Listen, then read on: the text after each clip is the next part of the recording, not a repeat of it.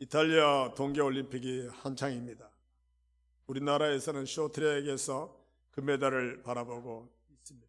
쇼트랙은 여러 명의 선수가 한 팀이 되어 릴레이를 펼치는 경기입니다. 먼저 출발한 선수가 다음 선수의 엉덩이를 힘차게 밀어줄 때 이제 바톤 터치가 되어 경기가 시작되는 것이죠. 이처럼 달리기에서 다음 선수에게 바톤을 건네므로 이어달리기를 하는 것처럼 하나님의 역사 속에서도 바톤 터치 같은 상황이 연출됩니다. 오늘 본문의 말씀은 구약 성경에서 신약 성경으로 바톤 터치 되어지는 상황을 보여주고 있는 것입니다. 매우 중요한 의미가 있는 말씀이죠.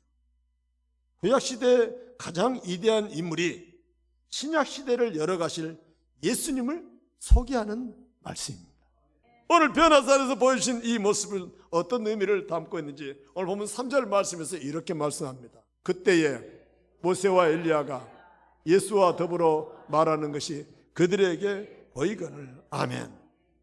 이스라엘 역사에서 모세와 엘리야는 이스라엘 민족의 신앙의 중심입니다. 하나님은 모세를 통하여 율법과 계명을 주셨습니다. 그래야 이 백성들로 하여금 이 계명을 지키게 함으로 말미암아 하나님의 자녀로서 구원받는 백성이 되게 하셨습니다. 그런데 이 백성들이 모세의 계명대로 살지 못합니다. 도리어 우상을 섬기면서 하나님을 배반하고 말았습니다. 그래야 하나님이 이 백성들에게 계명대로 살게 하려고 엘리야를 보내어 예언하시고 말씀을 주신 것입니다. 그래서 율법 신앙은 율법을 지켜야만 구원에 이르는 신앙입니다. 로마서 3장 10절 말씀에 기록된 바 의인은 없나니 하나도 없다고 분명히 말씀하십니다. 즉 우리 모두는 죄인이라는 거예요. 죄를 지어서 죄인이 아니라 죄를 지을 수밖에 없기 때문에 죄인인 것입니다. 계명을 지킬 수가 없는 것입니다. 계명대로 살 수도 없고 지킬 수도 없다면 우리가 이대로 지옥에 갈 수밖에 없지 않겠습니까?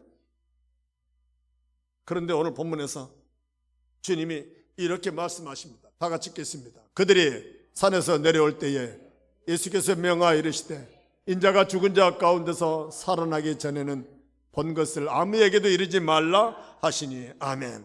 여러분, 모세도 변화되었고 엘리야도 변화되었고 예수님도 변화되어 베드로가 주여 초막셋을 짓고 여기서 오랫도록 살고 싶다고 하는 그 영화로운 모습으로 변화하신 예수님께서 갑자기 죽음을 말씀하십니다. 웬 천청병력 같은 말씀일까요? 부활의 영광, 변화의 영광, 황홀한 모습으로 영원히 살고 싶은데 죽음이 기다리고 있다는 거예요. 누구를 위하여? 무엇을 위하여? 왜 예수님이 이 부활의 영광을 포기하고 죽음의 자리로 내려가야 한단 말입니까? 바로 우리들의 죄 때문입니다. 계명을 지키고 말씀대로 살지 못할 수밖에 없는 죄인 덩어리들을 위하여 대신 그 죄를 속량하게 하여 당신의 몸을 십자가에서 내놓으시려고 고난의 길 십자가의 길을 걸어가셔야 한다는 거예요. 하나님은 우리를 사랑하십니다. 우리들이 계명대로 살 수 없고 그대로 지옥 가는 것을 볼 수가 없어서 사람의 몸으로 오셨고 죄를 지을 수밖에 없는 그 죄인을 대신하여 십자가를 지시려고 예수님이 오신 것입니다. 이것이 바로 구약의 신앙에서 이제는 믿음으로 구원받는 신앙의 바톤 터치가 오늘 본문의 말씀입니다. 믿음으로 구원받는 거예요. 행함으로 구원받는 게 아니에요. 마가복음 1장 1절에서 이렇게 말씀하신다. 다 같이 있습니다. 하나님의 아들 예수 그리스도의 복음의 시작이라. 아멘. 복음이 시작된 것입니다. 율법과 계명이 있었던 그 신앙에서 이제는 복음이 시작된 것입니다. 이 복음이라고 하는 유앙겔리온이라고 하는 단어는 기쁜 소식입니다. 구원의 소식입니다. 이 유앙겔리온이라고 하는 단어는 이제야 살았다라고 외치게 하는 것입니다. 기쁜 소식이죠. 죽음의 공포에서 해방되는 소식이 유앙겔리온이에요. 복음이 그렇다는 것입니다. 그래서 예수님이 전하는 복음은 우리 인생들을 죄에서 저주에서 해방되어 구원을 받을 수 있다라고 하는 소식이 유앙겔리온이에요. 복음이에요. 그래서 복음이 굿뉴스, 최고 좋은 소식이라는 거예요. 이 소식을 주시려고 예수님이 죄인을 위하여 십자가에 못 박혀 죽으신 것입니다. 그런데 누구든지 예수님만 믿으면 구원받는다라고 하는 이 복음을 전하셨던 예수님께 유대인들이 오해를 합니다. 예수라는 사람이 모세의 계명을 지키지 않아도 된다고 가르치고 있다고 오해를 하고 있습니다. 그때 예수님께서 뭐라고 말씀하시냐면, 내가 율법이나 선자를 폐하러 온 줄로 생각하지 말라. 폐하러 온 것이 아니요 완전하게 하려 함이라. 율법과 선지자, 율법은 모세를 의미합니다. 선자는 엘리야를 의미합니다. 그러니까 모세와 엘리야를 무시하러 온 것이 아니라 그들의 가르침과 계명을 완전하게 하려고 오셨다는 것입니다. 율법도 계명도 지키면서 구원의 복음을 누리게 하려고 오셨다는 것입니다. 그래서 주님이 옛 계명을 폐하는 것이 아니라 완전하게 하려고 오셨기 때문에 우리에게 요한복음 13장 34절에 새 계명을 너희에게 주노니 서로 사랑하라. 내가 너희를 사랑한 것 같이 너희도 서로 사랑하라. 새 계명을 주신 것입니다. 새 계명. 주님이 주신 새 계명으로 말미암아 모세의 율법도 지키고 엘리야의 예언도 지킬 수 있는 길이 열린 것입니다. 여러분, 우리가 10계명 잘 알죠? 1부터 10번째 계명을 잘 알고 있지 않습니까? 이 10가지 계명을 두 가지로 나눠보면 첫 번째 계명은 너는 나의 다른 신을 섬기지 말라. 이 계명부터 네 번째 계명이 안식일을 기억하여 거룩히 지키라라고 말합니다. 그러니까 첫 번째부터 네 번째까지는 누구를 사랑하라? 하나님을 사랑하라. 그리고 다섯 번째 계명에 내 부모를 공경하라라고부터 시작해서 10번째 계명에 내 이웃의 집을 탐내지 말라. 이 말씀은 누구를 사랑하라? 이웃을 사랑하라.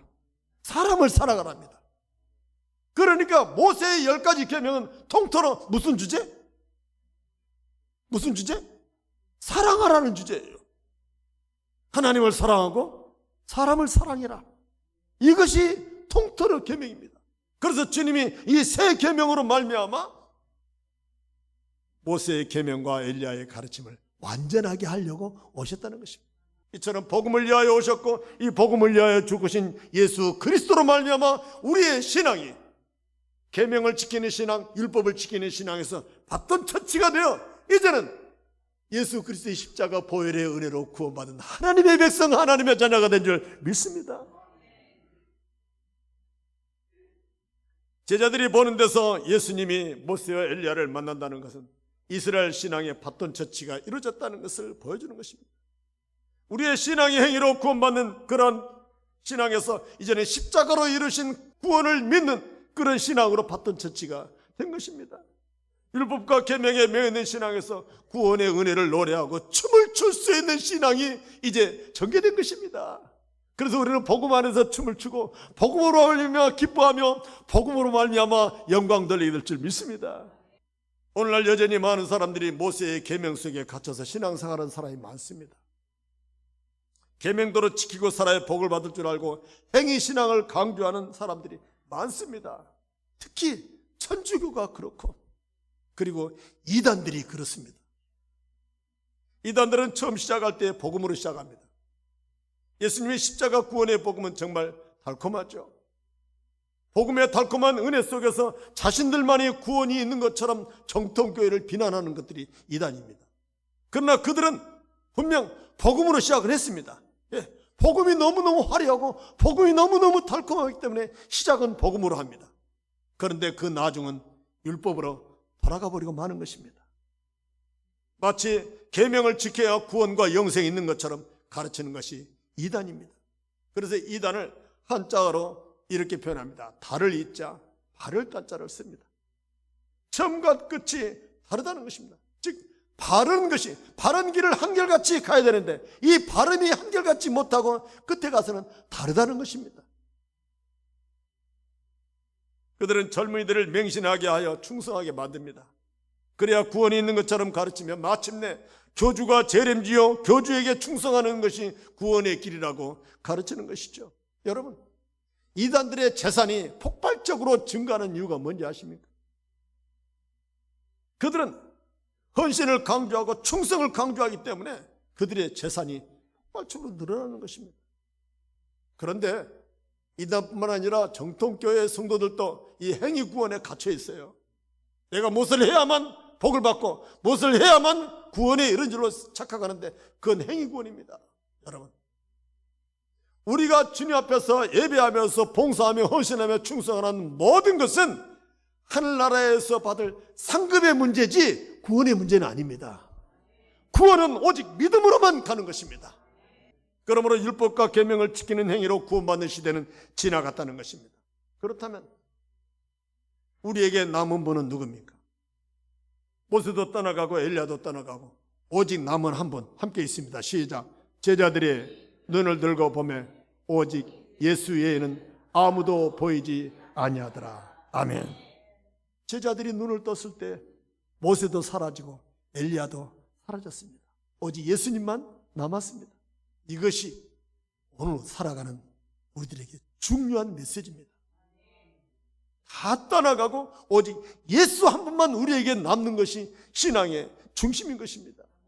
엘리야도 모세도 예수님도 그 화려했던 형상도 황홀했던 모습도 다 사라지고 이전의 그 모습 예수님만 여전히 우리 가운데 있는 것입니다.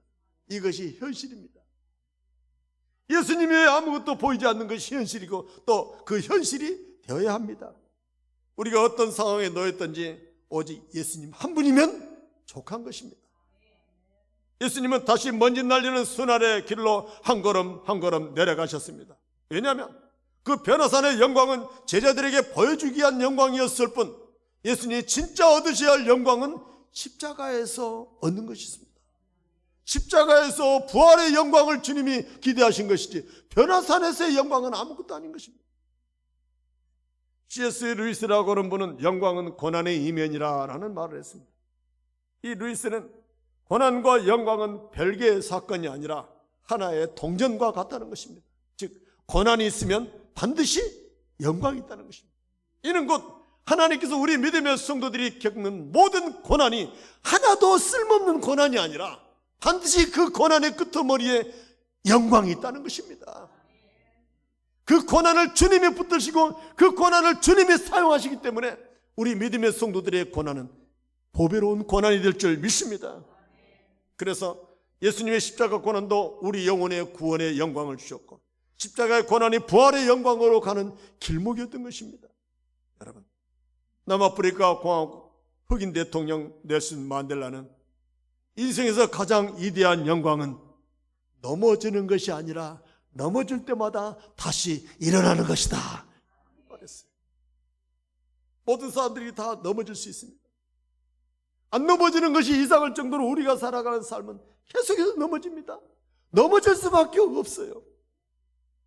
넘어지지 않으려고 힘쓰고 애써도 넘어질 수밖에 없는 그런 세상을 우리가 살고 있는 것입니다. 그러면 넘어질 수밖에 없는 이 세상 속에서 우리에게 필요한 것은 일어설 수 있는 힘입니다. 다시 일어설 수 있는, 툭툭 털어버리고 일어설 수 있는 힘이 필요해요. 그 힘을 우리 주님이 주시는 것입니다. 모세도 떠나고 엘리야도 떠났지만 우리와 함께 하시는 예수님은 다시 일어설 수 있도록 도우시는 분이심을 믿습니다. 그 예수님이 우리에게는 임마누엘이십니다. 영원히 우리와 함께 하신다는 임마누엘 되셔요. 어떤 일이 있어도 우리 곁에서 함께 하신다는 약속의 이름이 임마누엘입니다. 여러분, 이 함께 하신다는 임마누엘의 이름이 여러분의 삶 속에 실체화되길 원합니다. 단순히 그냥 지식으로만 알고 있는 것이 아니라 지금 내 곁에 숨결처럼 내 안에 계셔 함께 하신다는 사실이 믿어진다면 세상을 살아갈 만해요. 어떤 일이 있어도 우리와 함께 하신다는 임마누엘의 이름 때문에라도 우리를 떠나지 아니할 줄 믿습니다. 사도 바울이 유라굴로라고 하는 거대한 광풍을 만나서 바다 위에서 사면 초가에 놓인 채 14일 동안 사경을 헤맸습니다. 그때 주님이 바울에게 찾아와 말씀하십니다. 바울아, 바울아, 두려워하지 말라. 내가 가이사 황제 앞에 서야 할 것이며 너와 함께 항해하는 이 모든 사람을 다 너에게 주었다라고 말씀하십니다. 176명이라고 하는 이 수많은 사람의 생명을 사도 바울에게 주었다는 거예요. 여러분, 바울이 복음을 전하기 위하여 탄 배가 14일 동안 광풍을 만나 사경을 헤맬 때에 우리 주님이 그냥 손 놓고 계셨을까요? 그냥 멀뚱멀뚱 외면하며 바라만 보고 있었을까요? 그렇지 않습니다.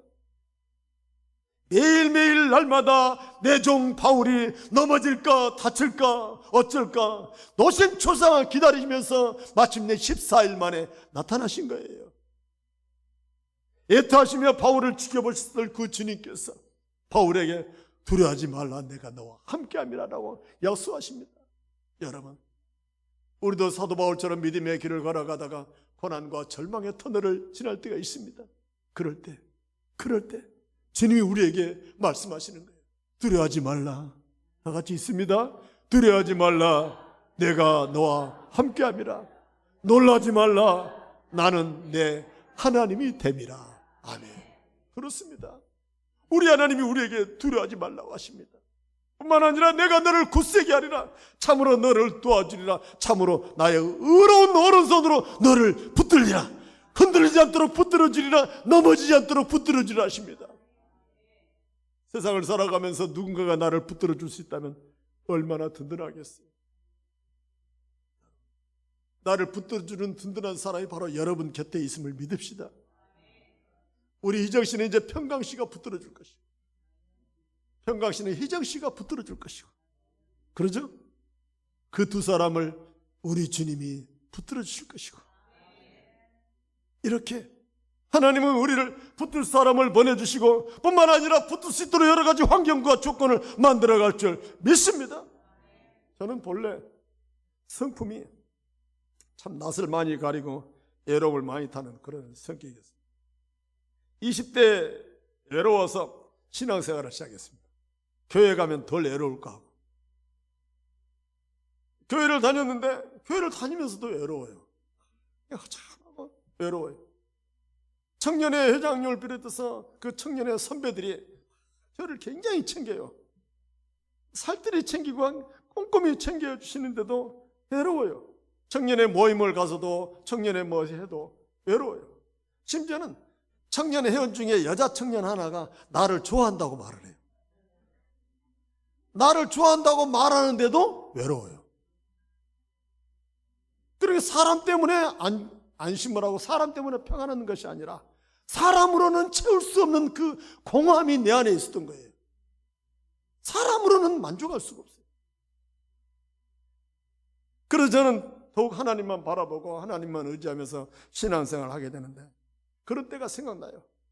주님만 생각하면 기분 좋고, 주님께 기도하면 그렇게 편안하고, 기도의 자리, 그 자리가 그립고, 주님께 찬송하면 신나고 춤을 추고. 저는 지금도 서재에서 말씀을 준비하다 찬송이 생각나면 찬송을 막 크게 틀어놓고 그 자리에서 막 한참 춤을 추고 나서 말씀을 또 다시 묵상하는 거예요. 그렇게 좋아요. 세상 그 어떤 것으로도 저를 채울 수가 없었어요. 돈으로도 저를 채우지 않아요. 저는 돈이 그렇게 물론 필요하겠지만 돈이 나를 귀찮게 한다 생각해요. 저 생각은 호주머니에 있으면 이것이 나를 얼마나 귀찮게 하는지 몰라요. 왜? 막 꺼내서 여기저기 막 쓰려고 나를 귀찮게 만들어요.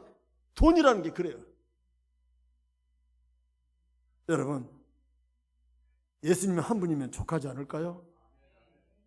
예수님 한 분이면 무엇을 가져야, 무엇이 있어야 여러분이 만족하겠습니까? 세상 것은 다 떠납니다. 엘리야도 떠나고 모세도 떠난 것처럼 다 떠나요. 그러나 영원히 떠나지 않냐고 내게서 나와 함께 하실 그분, 그 주님은 여전히 내 눈앞에 계시고 여전히 나와 함께 하시고 내 인생에 가는 여정에 동행할 줄 믿습니다. 그래서 어떤 상황에 놓여도 예수님 한 분이면 족한 거예요. 족해요.